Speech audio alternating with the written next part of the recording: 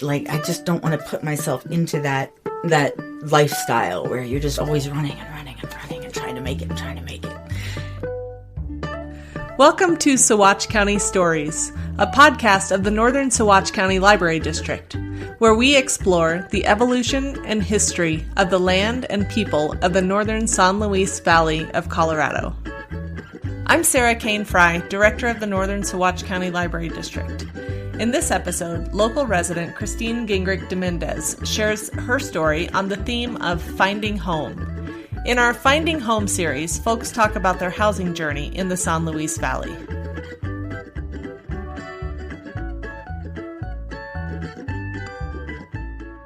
My name is Christine Gingrich de Mendez, and I am living in Crestone, and I am 54 years old.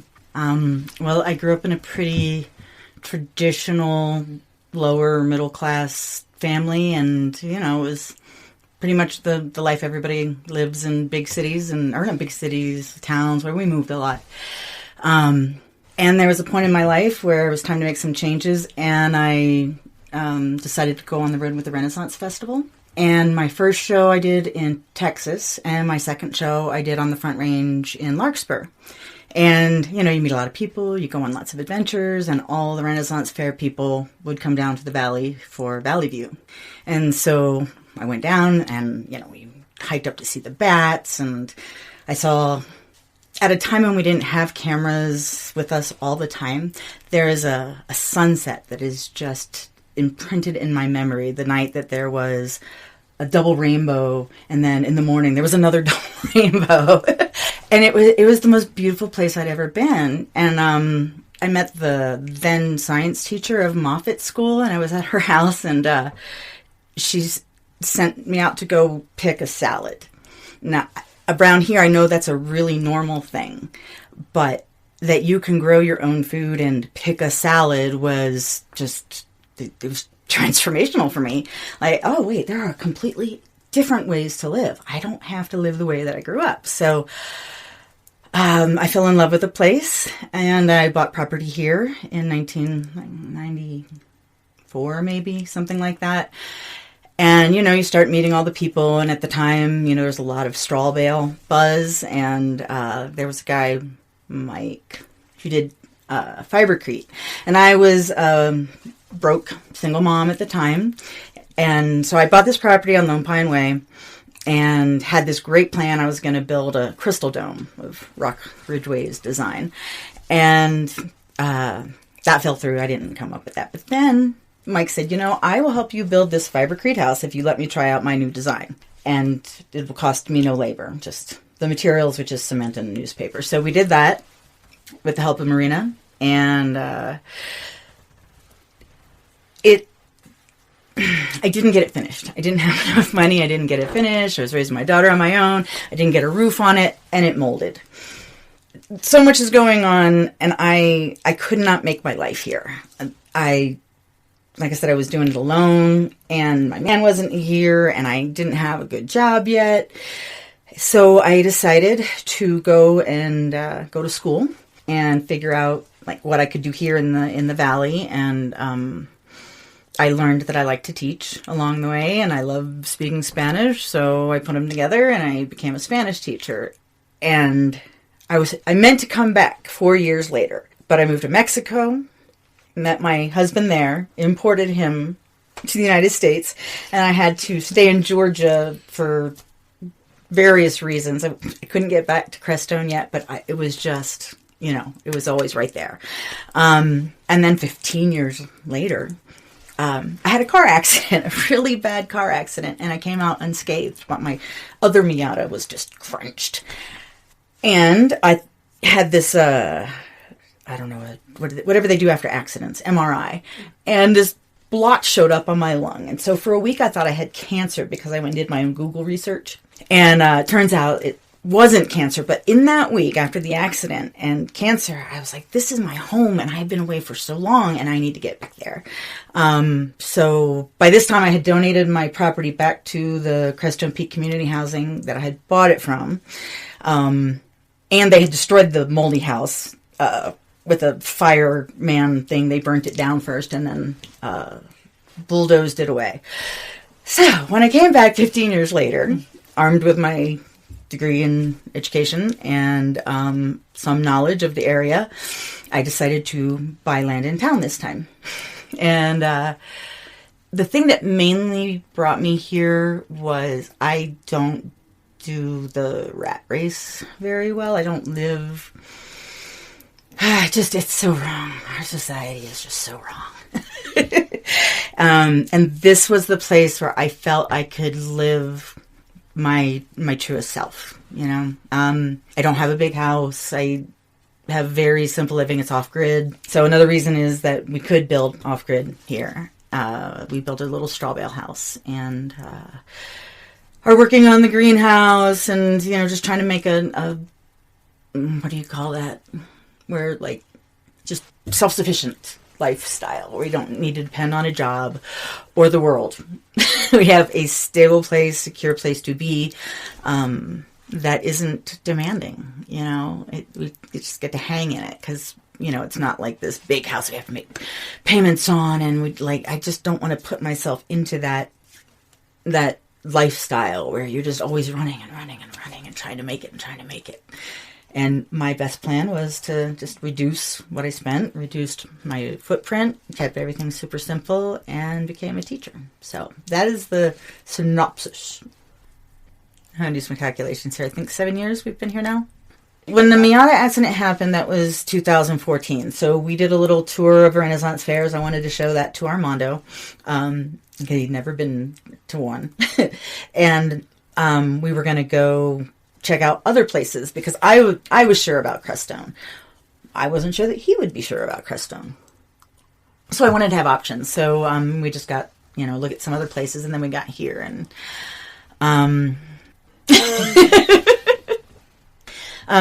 the property we bought is on the site of the old Crestone Firehouse barn where they used to keep the horses when they would pull the water with a carriage, which had fallen when we bought the property. And we have been reclaiming all of that wood. So one of the things that we are doing is we're trying not to spend any money on, we are trying to spend as little money as we possibly can on the building.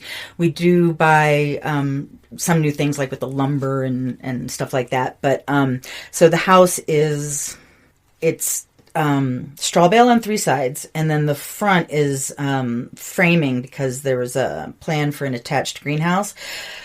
It's like 18 by 18 exterior feet, so it's pretty small, but it's so insulated.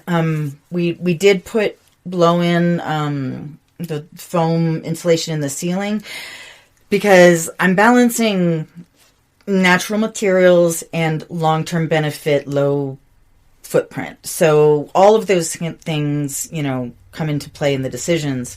But just the efficiency of that, the foam insulation, just we when we light a fire, there's like 2 little logs, and then it's hot all night long. And even in these negative degrees, you know, I have to open a window if I start a fire. It takes almost nothing to keep our house warm. When we were living in Georgia, we were paying $300 a month for heating, cooling, like whether it was the air conditioning or the gas. And now we have no bill. You know, he financed it for us, so we still have like 3 more years of payments on that. But yeah, so there's no mortgage. We're just paying off the land. Yes. Okay. We're so close to debt free. And that's the other thing I want. I want to not have that weight hanging over us. I feel for people living that lifestyle right now where they're trapped in this situation that we all are born into. And this was my way out. And, you know, I've actually been thinking a little bit more about sharing what I've been doing there. I'm starting to develop the garden, and we are going to be, you know, growing our own food. I had been taking all my little plastic things and sticking them in some of my little plastic juice bottles and using those as like bricks to fill in the cement and the foundation and stuff. Probably we'll get back to that. I am definitely trying for as close to zero waste as I can get. I to a fault, don't throw things away when they should be thrown away. I'm like, well, I could use this. I can make insulated curtains. And I, again, I need to find a balance. But yeah, so zero waste is a big goal. Of course, we do all the composting. Traveling with the Renaissance Fair really changed my idea of what family could be. We would get together a lot and help each other, and whether or not you liked everybody, it didn't matter. If somebody was stuck in the mud, you would push them out. And Crestone is the only stationary place that I have found that has that sort of similar quality, where people look out for each other. And so that was a big thing. It's a small town, but it's a small town in a really unique way. It's not, well, everybody knows, but I guess it's really just that looking out for each other. People would come and check on me when I lived here. When my daughter was young and she went to Moffitt School, I was living in a tent in the middle of winter. Oh, my poor mother. And people would swing by and make sure that I hadn't died, that I had everything that I needed. And so it's the combination. It really is the combination of the community, and everybody seems to sort of have, not everybody, but there are a lot of people with similar goals to tread lightly. And it felt like my people. A loose collection of hermits who sometimes see each other and show up when we need each other. Age and stage. So when I was a single mom, the community was definitely a strong thing. People helped me build my house, and just wanting to be a small place where everybody knew my daughter. Right. So, when I was here the first time, I was, ready to find my partner. And so that was a real priority for me. And that was, one of the reasons that I left. There were very few people here in the 90s.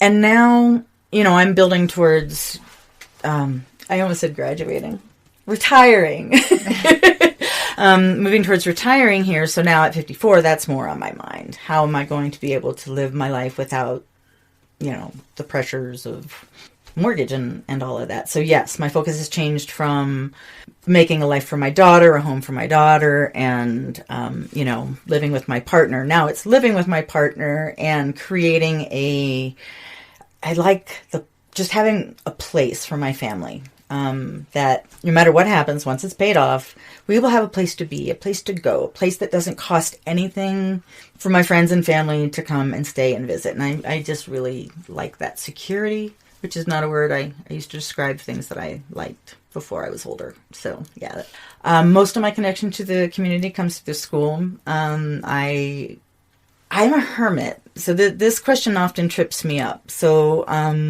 but through the school, I know many of the kids, and I've worked at both of the schools, and my friendships are usually made through the school. So I'm friends with some teachers, and really, I mean that fills up my. So like after school, I'll be doing the gate, and the parents will come in, for the basketball games, or I'll take the kids. One year I took the seniors to California on their school trip, and so not just the school day, but beyond that. That's what I mean by like my connection to the community. It's not necessarily at school, but it's definitely through school, doing little extra things here and there. One thing that I've discovered is that, the Renaissance Fair is a viable option for a lot of kids who might not have other options, especially for those who are artistic and creative and like to perform. And so this year, I introduced a couple of graduates to some friends at the Renaissance Festival, and they started working in there, and now they've done shows all over the country. So I like bringing that connection where, artists have an outlet. I have a lot of friends who make their living doing art, and I am not an artist, but I am a supporter of the arts. But I really like to, just help expand their awareness of what their options might be beyond what might be considered a normal lifestyle. Not that we're too burdened with that here, but, just more options. More options are good. So part of our relationship with the earth, like all of that being the cycle. It's all mixed in with your compost and everything. I mean, especially as we are coming into this period of unknown, and it's going to get hotter. It's going to get drier. Maybe, I don't know, maybe we'll be lucky and it'll switch and we'll get a lot of water in here. I think it's vital. And I think it's not only to preserve the water, but we are part of this system. Like, animal poop fertilizes vegetables, and then the vegetables grow better to feed the animals. And taking ourselves out of that equation, I just think we've missed an opportunity to do things in a way that is more natural, beneficial. You're not putting water and poop down into drains.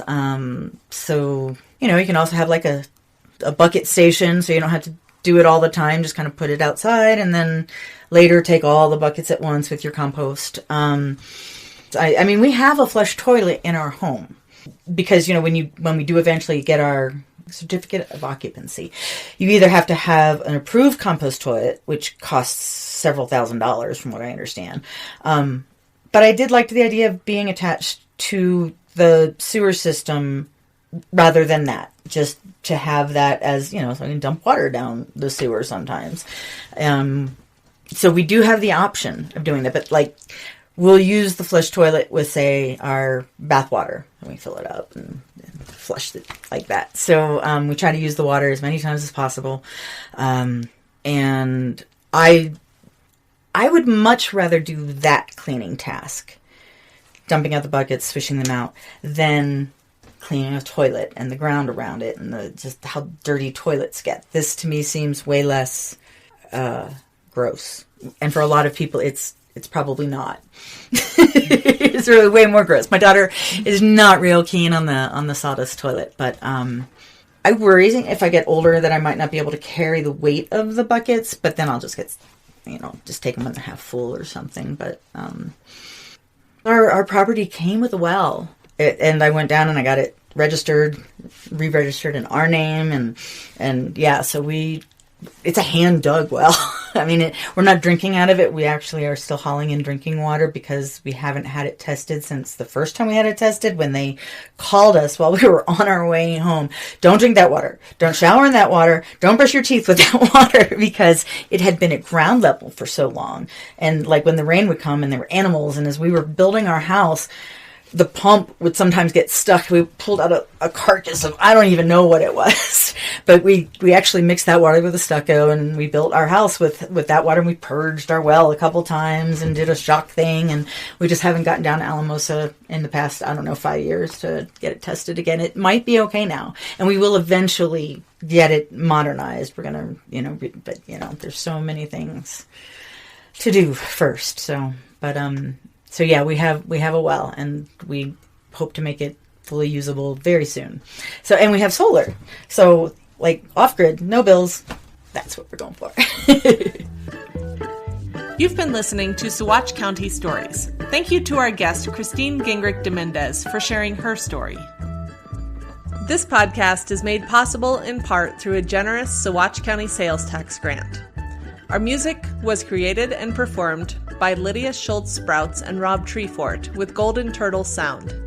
If you would like to share your story, have questions, or would like to reserve your spot at an interview event, email Eden. She can be reached at Eden Elderberry at nsclibrarydistrict.org, or you can call the Saguache Public Library at 719-655-2551. For new episodes, to read our blog, or to watch our YouTube channel, check out the Northern Saguache County Library District website, nscld.colibraries.org.